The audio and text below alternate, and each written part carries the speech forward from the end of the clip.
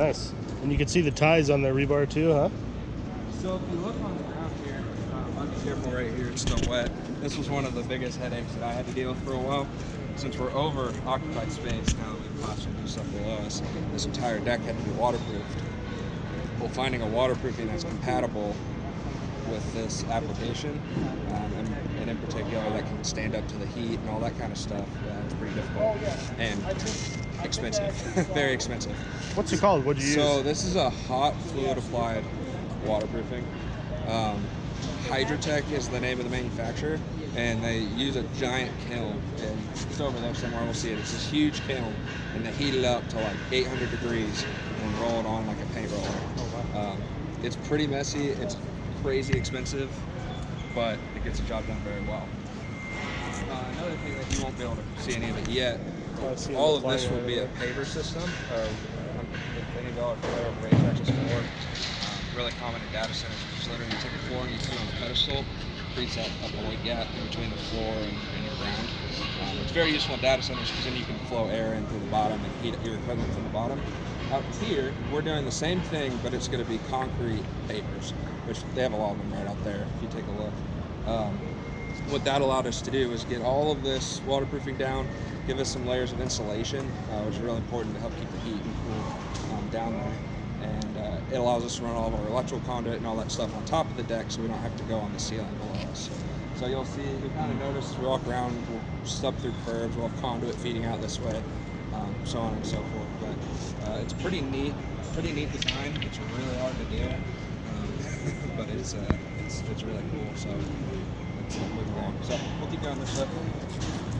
Insulated area just in the back. Yeah, so there's a whole level beneath us, right? So well, we will have to waterproof all this. Hey, yeah, no, there's a whole level beneath the entire building, which will go down.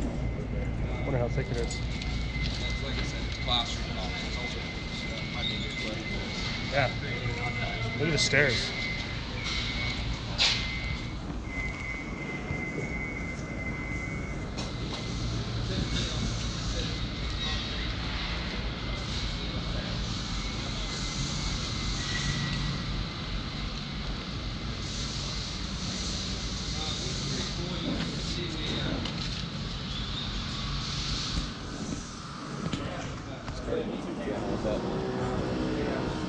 You guys put your emails on here, I'll make sure you get it.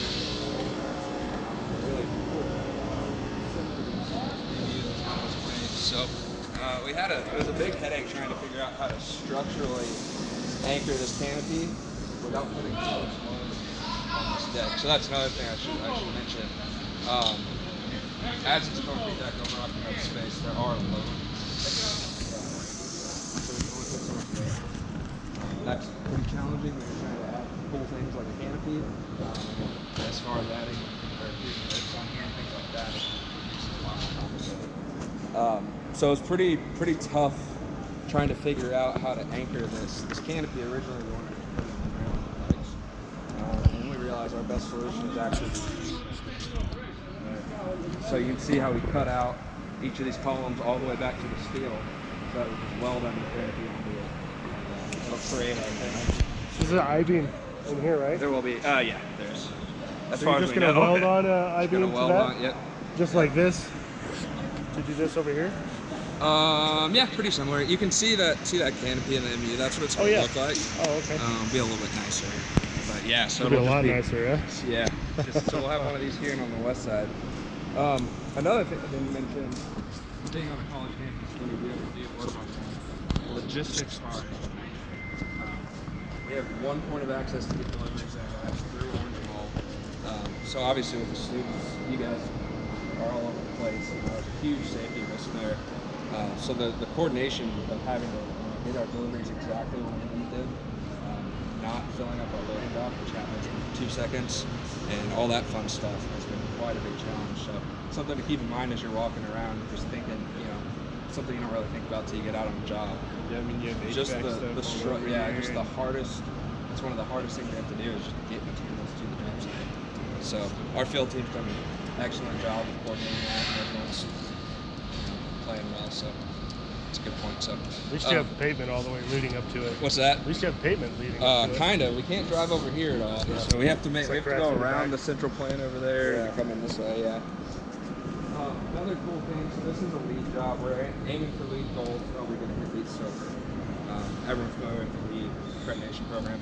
So a good way to score points on that is to reuse as many materials as you can. So ASU is really in love with these precast panels for whatever reason. So we left those up there.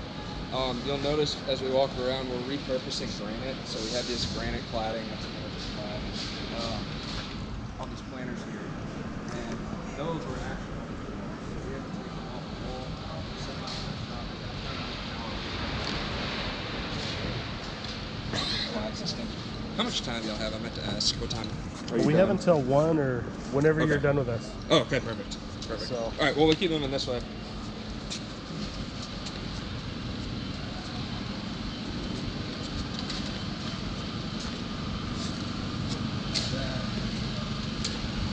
Yeah, here's the granite I'm talking about, which when it's all said and done, you'll see all over the place.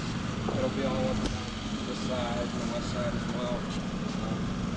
So the hardest thing about the granite was pulling it off the walls. So first of all, these things are just ridiculously heavy, and they were anchored into the wall, really difficult. So we had to take them off without damaging them, and they were all different depths. So I'm imagining this got formed back in the 60s when they didn't have crazy control guidelines or restrictions on how they did things. So we had to find a way with different depths or different widths of this granite to get it all to flush out. So that's been a fun tool. Basically, the best solution we came up with is just kind of create more space on the back, so we have a specific point we're trying to hit, and then you just kind of go back, kind of flips or whatever. how are you going to do the corners here? It's exactly what you see. It's there'll just be a piece of granite here and a piece of granite here, and then one of these skate deterrents. Yeah, we ran into a snag with our stainless steel supplier, so we just held them up for a bit. So this is a planter bed, just for everyone that knows well shrubs and stuff.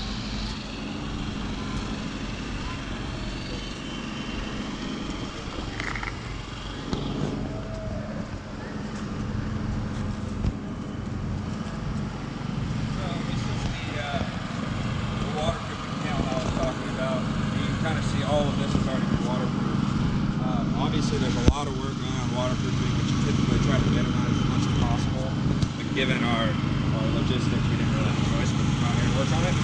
So when all's said and done, to get everyone cleared out of here, we're going to have to retest it for any punctures or any leaks. And what you do is you basically flood this deck with water and a little bit of soap or some sort of chemical. And they have these like electrical probes that they stick in the ground.